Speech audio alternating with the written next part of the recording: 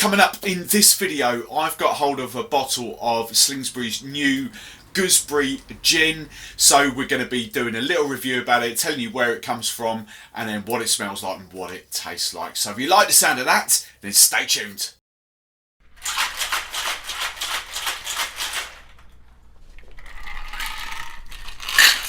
Hey, Steve the Barman here, and this channel is predominantly all about helping you to drink, enjoy and serve better quality drinks. Primarily focusing on gin and tonic and gin cocktails. But if you like the sound of that, if you like what I'm doing, then I'd really appreciate you hitting that magical subscribe button. So this is Slingsby's Gooseberry Gin.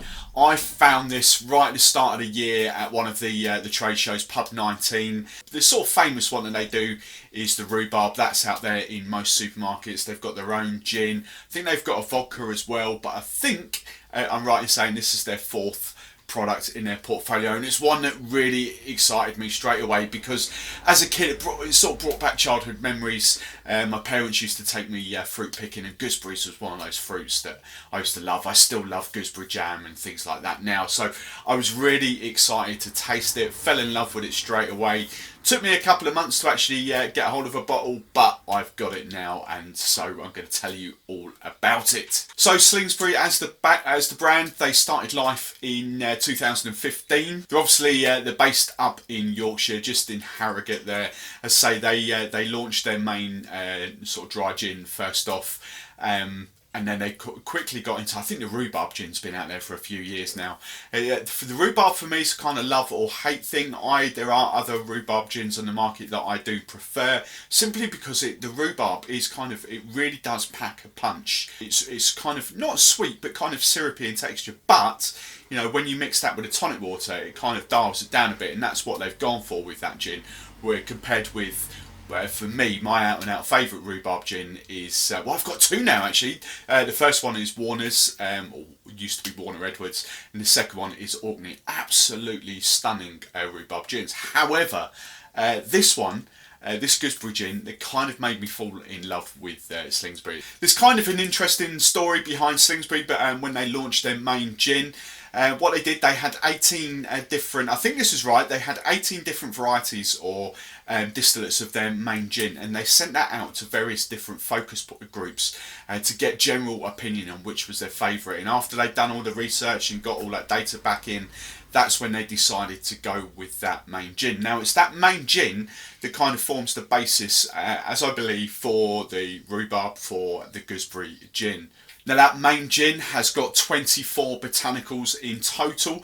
12 of them are grown locally in one of the hotel gardens around there, and there's another two. They use two different teas from Taylors of Harrogate, so kind of keeping that whole sort of local Yorkshire thing going on there. Now the gin itself is outsourced. This comes out of Langley's. I've mentioned Langley's before. They're one of, for me, one of the big three. There are plenty of others out there, but you've got G&J's, Langley's and Thames. They're the sort of big three contract distillers in the UK. Langley's based Birmingham way, middle of the UK there. But that's not to its detriment at all, because they are absolutely perfectionists at creating some amazing gins. So it's nothing to be ashamed of at all that this is outsourced. So that base gin, as I say, there's the 12 local botanicals from Yorkshire. They and the two teas, they combined with other botanicals, and then we've got Yorkshire gooseberries that are kind of pressed and juiced and then added to the gin afterwards to bring it back down to 40% ABV. Now you all know what it smells like, what it tastes like, so let's get on and do a little sampling with that. As you can see, don't know if you can see that in there, I've already gone through half the bottle on this.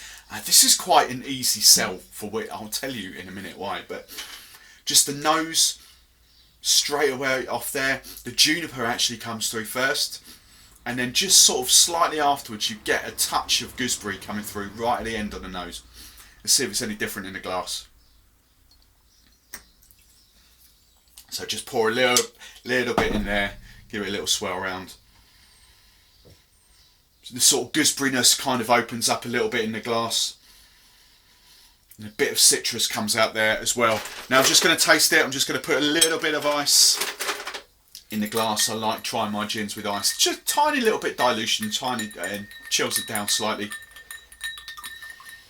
Right. Or as you do that, the citrus really comes out now. Right, let's taste it. Wow.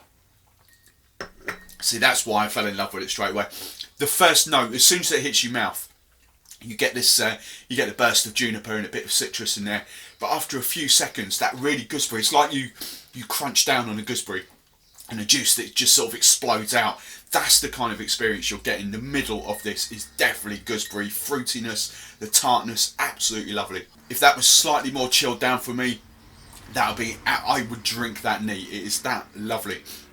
Now the reason why I say it's such an easy sell is because gooseberry for me in the trade, the one thing that kind of straight away goes to is New Zealand's Sauvignon Blanc white wine. That is my, I'm not a huge wine drinker, but that is my favourite white wine. Nice Marlborough, New Zealand Sauvignon Blanc. And that's the kind of, the flavour notes you get off the Sauvignon Blanc is kind of that gooseberry, and that's why it's such an easy sell. Because if you ask people, what's your favourite wine when they're looking for a different gin, and you kind of drop that in there, their eyes light up. Oh yeah, I do like that. That's what I mean. Such a lovely gin. Slingsby gins, they are quite expensive for you guys. The rhubarb, as I say, is out in most supermarkets now that I've seen. It's about £40 for a bottle, 70cl. I haven't seen this in any supermarkets. I did a little bit of research online shopping, still can't see it. However, I'll drop affiliate links for Master of Malt. You'll be looking Master of Malt for about 30 sort of £35. My price was just below 30. Put the VAT on that, it's going to take it to about £31. That's the sort of trade price in that.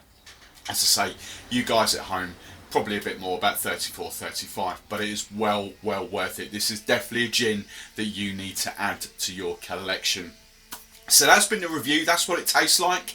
I've still got that gooseberry. A couple of minutes later, I've still got that gooseberry right there that lingers. Just lovely with a bit of citrus. Really lovely. But coming up in the next video, I'm going to tell you my top tonic water serves and how to turn this into an absolutely stonking gin and tonic. Thanks for watching this video. I'd love to know what you thought, so let me know in the comments below. If you don't want to miss any of my future videos, then I'd appreciate you hitting that magical subscribe button and subscribing to this channel. And if you want to follow me on a daily basis, then you can find me every day over on Instagram at Steve the Barman. I'd love to hear from you, so make sure you send me a DM to let me know you found me over on YouTube. If you want to watch more of my stuff right now, then hit one of the on-screen links and that will take you to my most recent or most related video. I've been Steve the Barman. I'll catch you next time.